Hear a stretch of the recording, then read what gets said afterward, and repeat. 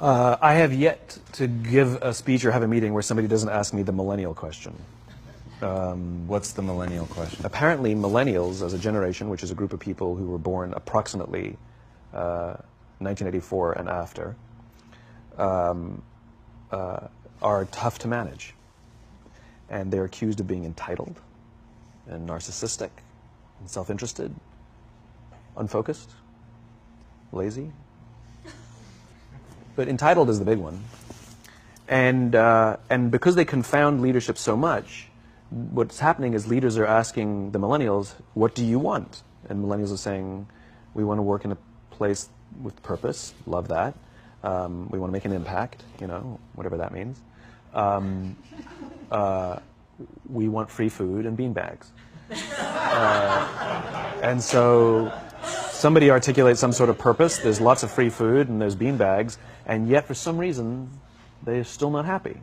And that's because they're missing, there's a missing piece.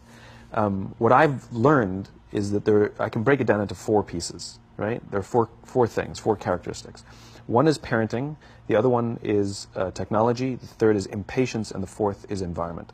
The generation that we call the millennials, too many of them grew up subject to, not my words, failed parenting strategies, you know, where, for example, they were told that they were special all the time. They were told that they could have anything they want in life, just because they want it, right? They were told, some of them got into honors classes, not because they deserved it, but because their parents complained. And some of them got A's, not because they earned them, but because the teachers didn't want to deal with the parents. Some kids got participation medals. You got a medal for coming in last, right? Which the science we know is pretty clear, which is it devalues the medal and the reward for those who actually work hard. And that actually makes the person who comes in last feel embarrassed because they know they didn't deserve it. So it actually makes them feel worse, right? So you take this group of people, and they graduate school, and they get a job, and they're thrust into the real world, and in an instant, they find out they're not special, their moms can't get them a promotion, that you get nothing for coming in last, and by the way, you can't just have it because you want it, right? And in an instant, their entire self-image is shattered. And so you have an entire generation that's growing up with lower self-esteem than previous generations.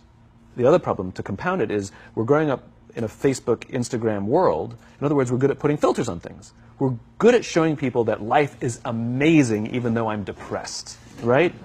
And so everybody sounds tough, and everybody sounds like they got it all figured out. And the reality is there's very little toughness, and most people don't have it figured out. And so when the more senior people say, well, what should we do? They sound like, this is what you got to do. And they have no clue, right? So you have an entire generation growing up with lower self-esteem than previous generations, right? Through no fault of their own. Through no fault of their own, right? They were dealt a bad hand, right? Now let's add in technology. We know that engagement with social media and our cell phones releases a chemical called dopamine. That's why when you get a text, it feels good, right? So, you know, we've all had it where you're feeling a little bit down or feeling a bit lonely, and so you send out 10 texts to 10 friends, you know, hi, hi, hi, hi, hi, because it feels good when you get a response, right? Right? It's why we count the likes. It's why we go back 10 times to see if my Instagram is growing slower. Did I do something wrong? Do they not like me anymore, right? The trauma for young kids to be unfriended, right? Because we know when you get a hit of dopamine, which feels good. It's why we like it. It's why we keep going back to it. Dopamine is the exact same chemical that makes us feel good when we smoke, when we drink, and when we gamble. In other words, it's highly, highly addictive. Right? We have age restrictions on smoking, gambling, and alcohol, and we have no age restrictions on social media and cell phones, which is the equivalent of opening up the liquor cabinet and saying to our teenagers, hey, by the way, this adolescence thing, if it gets you down. But that's basically what's happening. That's basically what's happening, right? That's basically what happened. You have an entire generation that has access to an addictive, numbing chemical called dopamine through social media and cell phones as they're going through the high stress of adolescence. Why is this important? Almost every alcoholic discovered alcohol when they were teenagers. When we're very, very young, the only approval we need is the approval of our parents. And as we go through adolescence, we make this transition where we now need the approval of our peers. Very frustrating for our parents, very important for us. It allows us to acculturate outside of our immediate families into the broader tribe, right? It's a highly, highly stressful and anxious period of our lives, and we're supposed to learn to rely on our friends. Some people, quite by accident, discover alcohol and numbing effects of dopamine to help them cope with the stresses and anxieties of adolescence.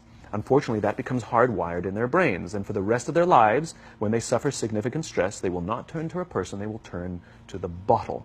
Social stress, financial stress, career stress, that's pretty much the primary reasons why an alcoholic drinks, right? What's happening is, because we're allowing unfettered access to these dopamine-producing devices and media, basically it's becoming hardwired, and what we're seeing is, as they grow older, too many kids don't know how to form deep, meaningful relationships. Their words, not mine. They will admit that many of their friendships are superficial.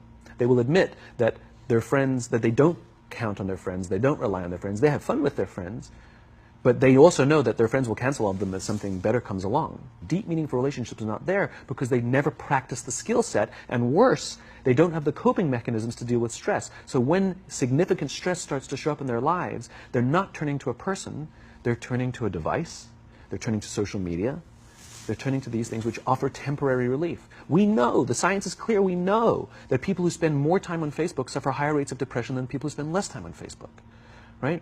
These things balanced. Alcohol is not bad, too much alcohol is bad. Gambling is fun, too much gambling is dangerous, right? There's nothing wrong with social media and cell phones. It's the imbalance, right? If you're sitting at dinner with your friends and you're texting somebody who's not there, that's a problem. That's an addiction.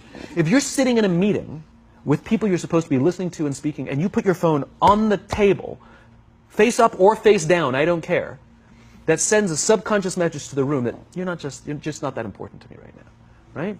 That's what happens. And the fact that you cannot put it away is because you are addicted, right? If you wake up and you check your phone before you say good morning to your girlfriend, boyfriend, or spouse, you have an addiction.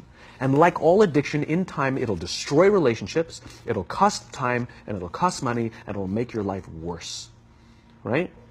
So you have a generation growing up with lower self-esteem that doesn't have the coping mechanisms to deal with stress, right? Now you add in the sense of impatience, right? They've grown up in a world of instant gratification. You want to buy something, you go on Amazon, it arrives the next day. You want to watch a movie? Log on and watch a movie. You don't check movie times. You want to watch a TV show? Binge. You don't even have to wait week to week to week, right? I know people who skip seasons just so they can binge at the end of the season, right? Instant gratification. You want to go on a date? You don't even have to learn how to be like, hey. You don't even have to learn and practice that skill. You don't have to be the uncomfortable one who says yes when you mean no and says no when you mean no, but yes when you... You don't have to swipe right. Bang, I'm a stud. Right? You don't have to learn the social and coping mechanisms, right? Everything you want, you can have instantaneously. Everything you want, instant gratification. Except job satisfaction and strength of relationships, there ain't no app for that. They are slow, meandering, uncomfortable, messy processes. And so I keep meeting these wonderful, fantastic, idealistic, hardworking, smart kids. They've just graduated school. They're in their entry-level job. I sit down with them and I go, how's it going? They go, I think I'm going to quit. I'm like, why? They're like, I'm not making an impact. I'm like, you've been here 8 months. You know? It's as if they're standing at the foot of a mountain, and they have this abstract concept called impact that they want to have in the world, which is the summit. What they don't see is the mountain. I don't care if you go up the mountain quickly or slowly, but there's still a mountain. And so what this young generation needs to learn is patience. That some things that really, really matter, like love, or job fulfillment, joy, love of life, self-confidence, a skill set, any of these things, all of these things take time. Sometimes you can expedite pieces of it, but the overall journey is arduous and long and difficult. And if you don't ask for help and learn that skill set, you will fall off the mountain, or you will, the worst case scenario, and we're already seeing it, the worst case scenario is we're seeing an increase in suicide rates, we're seeing an increase in this generation, we're seeing an increase in accidental deaths due to drug overdoses, we're seeing more and more kids drop out of school or take leaves of absence due to depression. Unheard of. These are all, this is really bad. The best case scenario, those are all bad cases, right? The best case scenario is you'll have an entire population growing up and going through life and just never really finding joy. They'll never really find deep fulfillment in work or in life. They'll just waft through life, and it'll be just, it's fine. How's your job? It's fine. It's the same as yesterday. How's your relationship? It's fine. Like that's the best case scenario, which leads me to the fourth point, which is environment, which is we're taking this amazing group of young, fantastic kids who were just dealt a bad hand. It's no fault of their own. And we put them in corporate environments that care more about the numbers than they do about the kids. They care more about the short-term gains than the long-term life of this young human being. We care more about the year than the lifetime, right? And so we are putting them in corporate environments that aren't helping them build their confidence, that aren't helping them learn the skills of cooperation, that aren't helping them overcome the challenges of a digital world and finding more balance, that isn't helping them overcome the need to have instant gratification and teach them the joys and impact and the fulfillment you get from working hard on something for a long time that cannot be done in a month or even in a year. And so we're thrusting to them in corporate environments, and the worst part about it is they think it's them. They blame themselves. They think it's them who can't deal. And so it makes it all worse. It's not. I'm here to tell them it's not them. It's the corporations. It's the corporate environments. It's the total lack of good leadership in our world today that is making them feel the way they do. They were dealt a bad hand, and I hate to say it, but it's the company's responsibility. Sucks to be you. Like, we have no choice, right? This is what we got, and I wish that society and their parents did a better job. They didn't. So we're getting them in our companies, and we now have to pick up the slack. We have to work extra hard to figure out the ways that we build their confidence. We have to work extra hard to find ways to teach them the social skills that they're missing out on. There should be no cell phones in conference rooms. None. Zero. And I don't mean the kind of like sitting outside waiting to text. I mean like when you're sitting and waiting for a meeting to start, this is what we all do. We all sit here and wait for the meeting to start. Meeting starting? Okay. And we start the meeting. No, that's not how relationships are formed. Remember we talked about it's the little things? Relationships are formed this way. We're waiting for a meeting to start and we go, how's your dad? I heard he was in the hospital. Oh, he's really good. Thanks for asking. He's actually at home now. Oh, I'm really glad. It was really amazing. I know, it was really scary for a while. That's how you form relationships. Hey, did you ever get that report done? Oh my God, no, I didn't. I'll help you out. Can I help you out with that? Really? That's how trust forms. Trust doesn't form in an event, in a day. Even bad times don't form trust immediately. It's the slow, steady consistency. And we have to create mechanisms where we allow for those little innocuous interactions to happen. But when we allow cell phones in conference rooms, we just, okay, have the meeting. And then my favorite is like when there's a cell phone there and you go like this, you go. It rings and you go. I'm not going to answer that. Mr. Magnanimous, you know. When you're out for dinner with your friends, like I do this with my friends. When we're going out for dinner and we're leaving together, we'll leave our cell phones at home. Who are we calling? Maybe one of us will bring a phone in case we need to call an Uber or take a picture of our meal. That's what I was saying. Come on. I'm an idealist, but I'm not insane. You know? Not a heathen.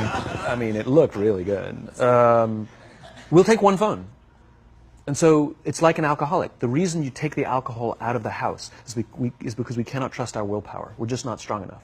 But when you remove the temptation, it actually makes it a lot easier.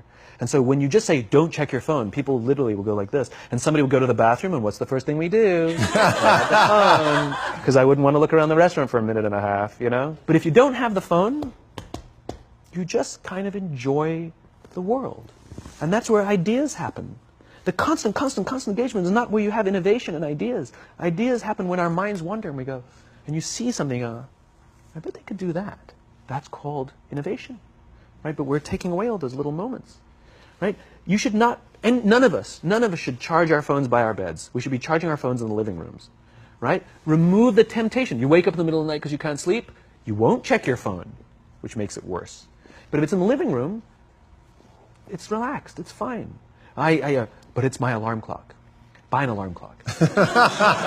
They cost $8, right? I'll buy you an alarm clock, right? But the point is we now, in industry, whether we like it or not, we don't get a choice. We now have a responsibility to make up the shortfall and to help this amazing, idealistic, fantastic generation build their confidence, learn patience, learn the social skills, find a better balance between life and technology. Because, quite frankly, it's the right thing to do. Simon, thank you so much pleasure. for coming on. My pleasure. Thanks for having me. Thank you for coming. That was incredible. Absolutely amazing. Where can they find you? It's ironic, isn't it? Well, you can find me on social media. When you're not in a meeting. So yeah, I'm in all the usual places. But I will tell you one thing. So I have a new book coming out in September. It's a thinly veiled plug, but what's You've made them very happy. But what's special about it is I wanted to produce something that no digital format could reproduce. Interesting. And so it's an illustrated quote book. It's beautifully illustrated. I was very sort of pushy about this, that I didn't want the illustrations done on a computer. They were done by hand. There's a song, Aloe Black, the singer, the Grammy-nominated singer. The book is called Together is Better, and he gave me a song that goes with it. And the music is at the back of the book, and it's actually, the lyrics are in his handwriting. It's actually his handwriting. And here's the best part. The book is scented. We scented it with a custom scent made by this amazing company called 1229, and they designed for me the scent of optimism. All right. So you smell the pages, and they smell like optimism, right? And the thing that I love about this is I can't do that in any ebook format. I wanted to create something that you had to physically engage with, and it's designed to be given as a gift. The first page says to, from, because I wanted it to be given as a gift to someone you want to say thank you for inspiring you, or to give to someone you wanted to inspire. It was designed to promote this physical interaction and engaging with the real world. So I'm really proud of it. It's incredible, man. Super unique. Yeah, it's fun. I hope it does smashingly well, as your other books have, and have given so much to people, and it's just really, really been incredible. And what you shared with us today, man, honestly. Thank you. Absolutely wonderful. Appreciate it. Thank you very much. So much. Truly, thank you for having me.